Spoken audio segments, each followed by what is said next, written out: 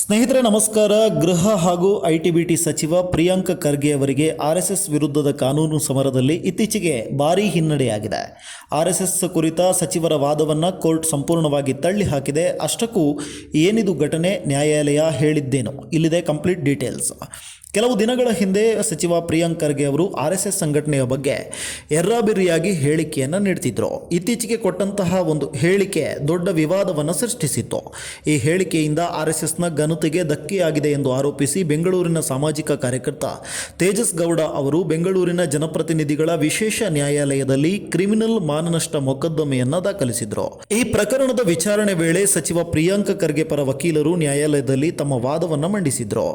RSS ಯಾವುದೇ ಅಧಿಕೃತ ನೋಂದಾಯಿತ ಸಂಸ್ಥೆಯಲ್ಲ, ಅದಕ್ಕೆ ಯಾವುದೇ ಮೆಂಬರ್ಶಿಪ್ ಕಾರ್ಡ್ ಅಥವಾ ಅಧಿಕೃತ ದಾಖಲೆಗಳಿಲ್ಲ.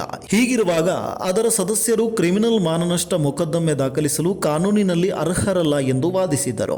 ಈ ಮೂಲಕ ಪ್ರಕರಣದಿಂದ ನುಣುಚಿಕೊಳ್ಳಲು ಸಚಿವರು ಪ್ರಯತ್ನಿಸಿದ್ದರು ಎಂದೇ ಹೇಳಬಹುದು. ಆದರೆ ಬೆಂಗಳೂರಿನ ವಿಶೇಷ ನ್ಯಾಯಾಲಯ ಈ ವಾದವನ್ನು ಸಂಪೂರ್ಣವಾಗಿ ಒಪ್ಪಲು ನಿರಾಕರಿಸಿತು. ಸಂಘಟನೆ ನೋಂದಣಿ ಆಗಿಲ್ಲ ಅನ್ನುವ ಮಾತ್ರಕ್ಕೆ ಅಥವಾ ಅಧಿಕೃತ ದಾಖಲೆಗಳಿಲ್ಲ ಅನ್ನುವ ಕಾರಣಕ್ಕೆ ಅದರ ಸದಸ್ಯರಿಗೆ ಮಾನನಷ್ಟ ಮೊಕದ್ದಮೆ ಹೂಡುವ ಹಕ್ಕಿಲ್ಲ ಎಂದು ಹೇಳುವುದಕ್ಕೆ ಸಾಧ್ಯವಿಲ್ಲ ಎಂದು ನ್ಯಾಯಾಧೀಶರು ಸ್ಪಷ್ಟಪಡಿಸಿದರು. ಆರ್ಎಸ್ಎಸ್ ಸದಸ್ಯರು ಈ ಪ್ರಕರಣದಲ್ಲಿ ಮೊಕದ್ದಮೆ ದಾಖಲಿಸಲು ಅರ್ಹರಾಗಿದ್ದಾರೆ ಎಂದು ಹೇಳುವ ಮೂಲಕ ಸಚಿವರ ಅರ್ಜಿಯನ್ನು ವಜಾಗೊಳಿಸಿತು. ಅಲ್ಲದೆ ವಿಚಾರಣೆಗೆ ಹಾಜರಾಗುವಂತೆ ಸಮನ್ಸ್ ಕೂಡ ನೀಡಿದೆ. ಕೋರ್ಟ್ನ ಈ ಆದೇಶದಿಂದ ಸಚಿವ ಪ್ರಿಯಾಂಕ್ ಖರ್ಗೆ ಅವರು ಈಗ ಕಾನೂನು ಸಂಕಷ್ಟಕ್ಕೆ ಸಿಲುಕಿದ್ದಾರೆ ಮತ್ತು ಶೀಘ್ರದಲ್ಲೇ ಮಾನನಷ್ಟ ಮೊಕದ್ದಮೆಯ ನೇರ ವಿಚಾರಣೆಯನ್ನು ಎದುರಿಸಬೇಕಾಗಿದೆ.